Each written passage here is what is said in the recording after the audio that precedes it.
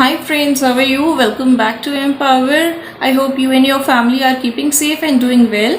Friends, previously हमने बात की थी कि न्यू एरा जो आने वाला है उसमें नेगेटिविटीज़ को रिलीज़ करना कितना इम्पॉर्टेंट है, हमें एक अच्छी लाइफ जीने के लिए अपनी नेगेटिविटीज़ को रिलीज़ करना कितना इम्पॉर्टेंट है, अपने इश्यूज़ हील करना कितना इम्पॉर्टेंट है, अपनी ब्लॉकेजेस को अनब्लॉक करना कितना इम्पॉर्टेंट है।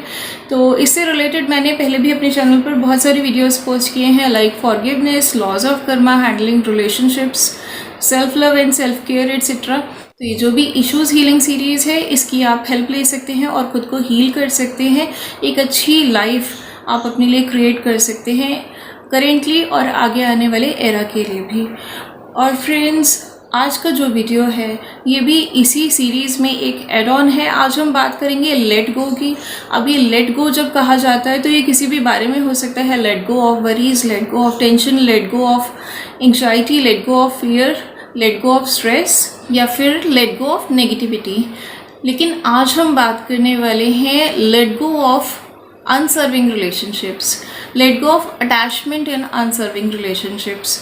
तो फ्रेंड्स, ये जो टॉपिक है ये इसलिए सेलेक्ट किया क्योंकि बहुत सारी मेल्स, बहुत सारे क्वेरीज इस टॉपिक से रिलेटेड आते हैं और लोग बोलते हैं कि दे नो कि कोई पर्टिकुलर रिलेशनशिप उनको सर्व नहीं कर रही है, बट फिर भी बिकॉज ऑफ अटैचमेंट वो उस रिलेशनशिप को लेट गो नहीं कर पा रहे। तो how to let go of it and when to let go of it and why to let go of it, तो आज हम इसी बारे में बात करेंगे।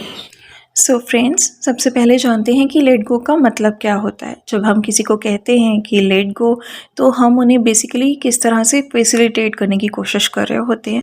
सो first of all, let go means letting go of fears, worries and self doubts. यानी कि जब हम किसी को बोलते हैं लेट गो, तो वी मीन कि वो अपने डर को लेट गो कर दें, अपनी चिंताओं को लेट गो कर दें और अपने सेल्फ डाउट को लेट गो कर दें।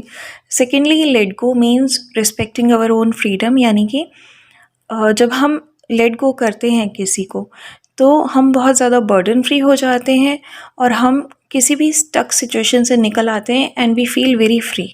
तो हमारा जैसे कि सारा बर्डन ही क्लियर हो जाता है। तो it let go helps us in feeling burden free. Thirdly, let go helps us to enjoy our own life, do our own work and be our best version. Means जब हम किसी को let go कर देते हैं तो हम अपनी लाइफ को फुली एंजॉय कर सकते हैं, दूसरों पर ज़्यादा कंसंट्रेट करे बिना या दूसरों के बारे में ज़्यादा चिंतित हुए बिना, ज़्यादा वरीज़ किए बिना। और तब हम अपना जो भी वर्क है वो ज़्यादा एफिशिएंसी से कर सकते हैं, खुद को ज़्यादा बेटर वे में जान सकते हैं और अपनी बेस्ट वर्जन में बदल सकते हैं। बिकॉज़ तब हमारी एनर्जीज़ जो हैं वो कम्प्लीटली ऑनेस्टली हमारे ऊपर ही यूटिलाइज होती है, instead of uselessly getting wasted on others. And fourthly, जब आपको किसी इमोशनल कोडिपेंडेंसी की वजह से लेट गो करने के लिए कहा जाता है तो इट मीन्स के let go facilitates emotional suffocation convert into emotional detachment. यानी कि जब आप लेट गो करते हैं उस पर्सन को जिस पर कि आप इमोशनली कोडिपेंडेंट हैं, तब लेट गो करने की वजह से आपको हेल्प मिलती है कि जो आप अंदर ही अंदर घुट रहते हैं, एक आपकी जो इमोशनल सफोकेशन होती है वो इमोशनल डिटैचमेंट में कन्वर्ट हो जाए और आप ये समझ पाएँ कि अगर गॉड ने आपको किसी से मिलवाया है और अगर वो पर्सन आपके लिए ही बना है तो डेफिनेटली आप उनसे यूनाइट हो जाएंगे। और अगर वो पर्सन आपकी लाइफ में वापस नहीं आता है, आपके बेस्ट वर्जन बनने के बाद भी आपको वो पर्सन दोबारा नहीं मिलता है, दैट मीन्स वो पर्सन आपके लिए नहीं बना है। You deserve someone better. तो एग्जैक्टली जब आप किसी से ओवर अटैच्ड हो जाते हैं या फिर किसी पर कम्प्लीटली कोडिपेंडेंट हो जाते हैं, इन दैट केस आपको लेट गो करने के लिए कहा जाता है। इसके सिम्टम्स जान लीजिए कि किस कंडीशन में आप हों तब आपको लेट गो करना है। फर्स्टली, आप किसी पर्सन पर हर बात के लिए अप्रूवल मांगते हो, उन पर कम्प्लीटली रिलाइड हो कि वो आपको अप्रूवल देंगे किसी टॉपिक पर तो ही आप उस काम को करेंगे।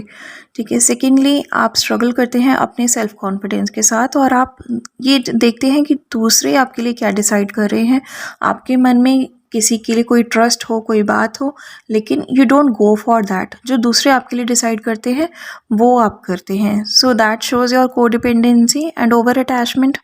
थर्डली, आप अपनी सेल्फ वैलिडेशन के लिए स्ट्रगल करते हैं और आप अपनी वर्थ नहीं जानते। आप अपने आप को किस तरह डिफ़ाइन करते हैं कि दूसरे आपको किस तरह से देखते हैं। अगर दूसरे आपको वर्दी समझते हैं तो आपको लगता है कि आप वर्दी हैं, अगर दूसरे आपको वर्थलेस समझते हैं तो आपको लगता है कि आप वर्थलेस हैं। Fourth is you have lost your sense of self, यानी आपको लगने लगता है कि आप कुछ नहीं है। ऑल्दो आप में चाहे कितनी भी ईगो हो, जितना भी आप में टैलेंट हो, जितना भी आप में पॉजिटिविटी हो, लेकिन आपको अपनी वैल्यू नहीं होती, अपनी कदर नहीं होती। आपको एग्जैक्टली लगता है कि आप अपने लिए कोई डिसीज़न नहीं ले सकते, जो आप अपने लिए करेंगे वो सही नहीं है, जिस पर्सन पे आप डिपेंडेंट हैं, जो वो आपको बताएगा वो ही आपके लिए सही है। फिफ्थली, उस पर्सन से आपका रिलेशनशिप जो है वो अनबैलेंस्ड है, यानी कि आप उसमें पूरा ट्रस्ट दे रहे हैं, अपना 100% एफर्ट दे रहे हैं, मे बी सामने वाला आपको 100% अपना नहीं दे रहा है, और अगर वो सामने वाला अपना 100% दे भी रहा है सो ही इज़ और she is expecting too much from you, और जिससे कि इस रिलेशनशिप में एक इम्बैलेंस क्रिएट हो जाता है। और जब आप किसी भी रिलेशनशिप में दूसरों पर पूरी तरह से डिपेंडेंट हो जाते हैं तो it creates an imbalance in that relationship, because आपको पता ही नहीं लगता कि उस पर्सन के बिना आपको फंक्शन कैसे करना है, आपको कैसे कोई भी काम लेना है, कोई भी डिसीज़न लेना है उस पर्सन के बिना। वो जो बोलेंगे वो ही आपके लिए ऑर्डर की तरह होता है, पत्थर की लकीर के समान होता है।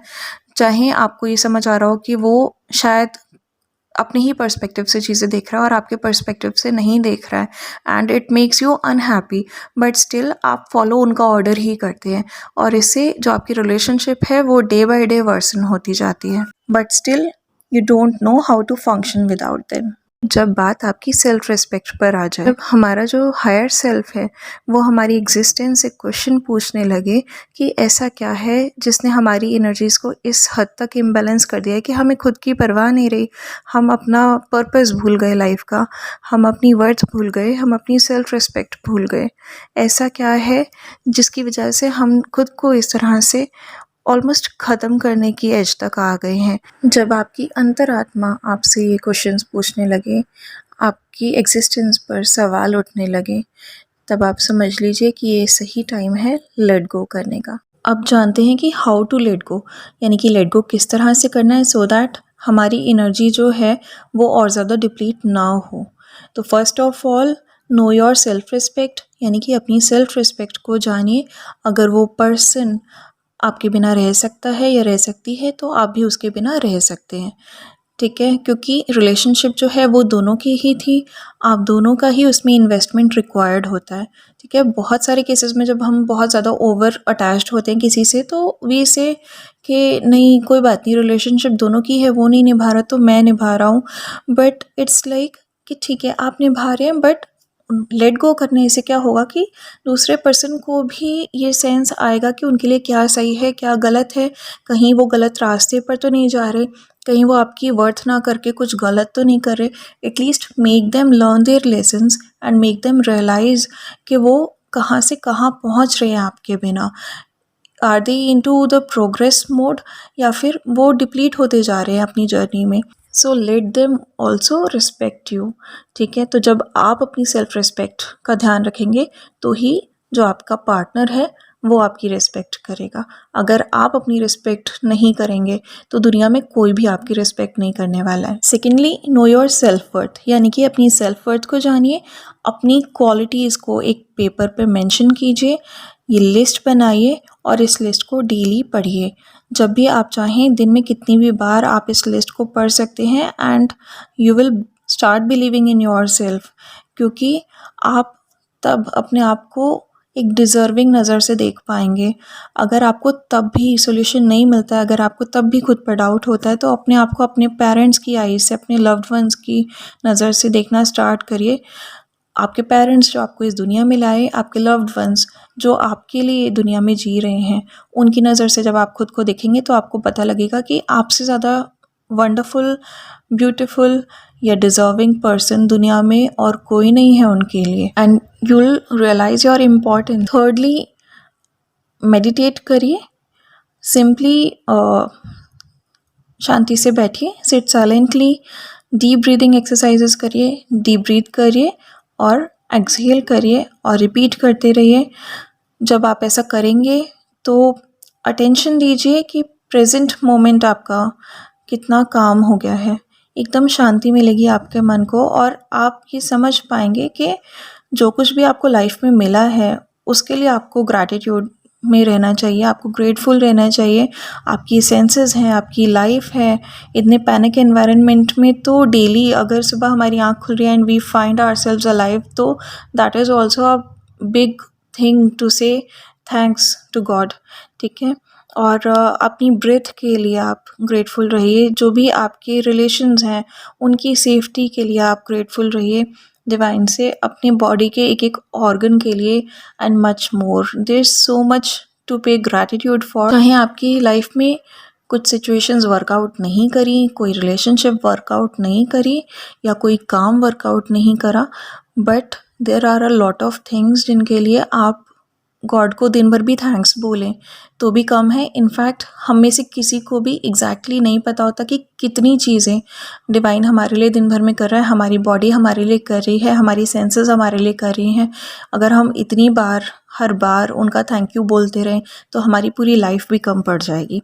तो जो चीज़ें वर्कआउट नहीं करी उनके बारे में सैड होने से अच्छा है जो आपके पास है उसमें खुश होना शुरू करिए। आपके पास ऐसी बहुत सारी रिलेशनशिप्स भी होंगी जो आपको खुश रखती हैं। आपके पास ऐसी बहुत सारी सिचुएशन भी लाइफ में आई होंगी और आगे भी आएंगी, करेंटली भी होंगी, जिनके लिए आप थैंक्स आपके मन से निकलता होगा। वो आपको खुशी देती होंगी, आपको शांति देती होंगी। ठीक है, तो उनको मत भूलिए। ये हमेशा याद रखिए कि लाइफ में जो कुछ भी होता है वो सिर्फ लर्निंग्स के लिए होता है और हमेशा कोई एक पर्सन आपके साथ साथ नहीं चल सकता आपकी लर्निंग के लिए। तो जब आप लेट गो करते हैं तो आपकी लाइफ में एक सिचुएशन होता है जिसको आपको डील करना पड़ता है। इनफैक्ट मल्टीपल सिचुएशंस भी हो सकते हैं जिनमें आपको इंडिविजुअल लेसन्स लेने हों और इंडिविजुअल चॉइसेस आपको लेनी हो या कोई इंडिविजुअल डिसीजंस आपको लेने पड़े, कुछ इंडिविजुअल वर्क आपको करने पड़े। तो हर चीज़ में आप किसी पर डिपेंड होकर ना डिसीजन ले सकते हैं, ना काम कर सकते हैं, ना चॉइस क्रिएट कर सकते हैं, ना लेसन ले सकते हैं। कुछ काम आपको लाइफ में इंडिविजुअली करने पड़ते हैं सो दैट आप अपने आप को जानो, अपनी वर्थ जानो, अपनी रिस्पेक्ट जानो, अपनी वैल्यू जानो और अपनी स्ट्रेंथ जानो। आप समझ पाओ कि आपकी खुद की इम्पोर्टेंस क्या है, आप कितने स्ट्रॉन्ग हैं लाइफ में।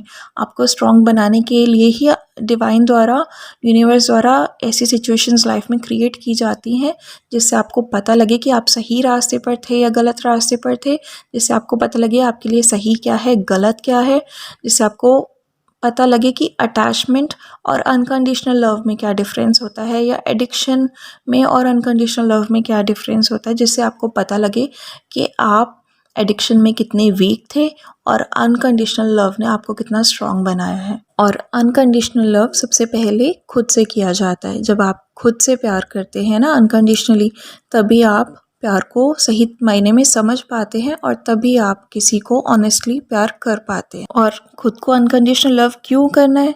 वो इसलिए क्योंकि ये आपकी इंडिविजुअल रिस्पॉन्सिबिलिटी है कि आप अपना बेस्ट वर्जन बनकर दुनिया के लिए कुछ करें।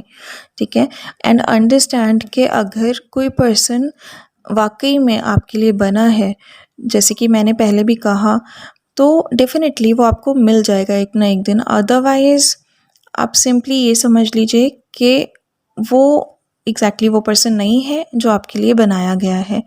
ठीक है, तो let go attachments of past pains and future worries. और जैसे ही ये जो अटैचमेंट की नेगेटिव थॉट्स हैं ये आपके मन की शांति भंग करने लगे हैं, आपको रिपीटेडली परेशान करने लगे, वैसे ही आप इमेजिन कर लीजिए कि ये जो थॉट्स हैं ये एक हल्के से क्लाउड में बंद हैं और जैसे ही आप इनको ब्लो अवे करते हैं ये उड़कर आपसे बहुत दूर चले जाते हैं। तो just imagine it in meditation also and make it a practice and you will be successful in maintaining your peace of mind and in staying away from these negative thoughts. Fourth है compassion यानी कि लगाव। ठीक है, तो सबसे पहला लगाव जैसे कि मैंने कहा खुद से।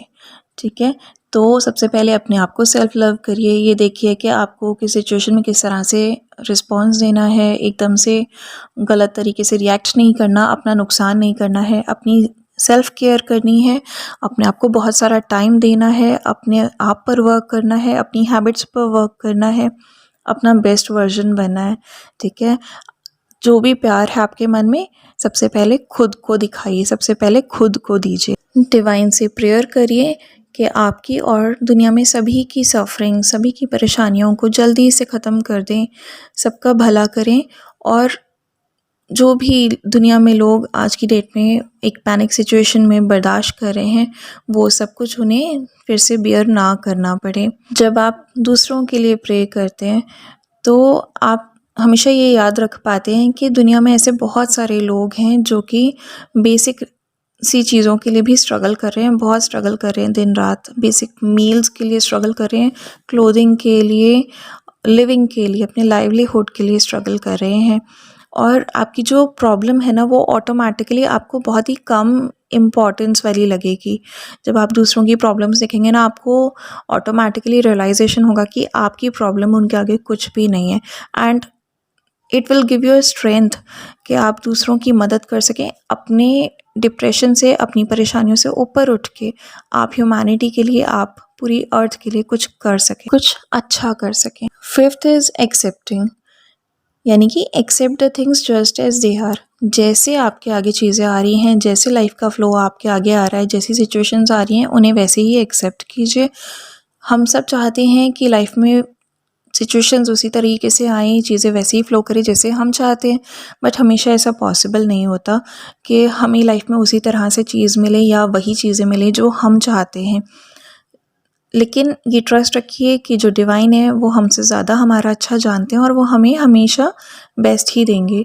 तो इसीलिए लाइफ के फ़्लो को एक्सेप्ट करना सीखिए। जब आप परेशानी में होते हैं, आपका अपना कोई चला जाता है आपको छोड़ के और आपको उनको लेट गो करना पड़ता है, आप डिप्रेस्ड फील करते हैं, तो उस टाइम ऐसा होता है कि सिचुएशन जो होती है लाइफ की, वो मे बी आपको आइडियल ना लगे, बट इट्स फाइन, क्योंकि जो भी होता है वो आपके अच्छे के लिए होता है।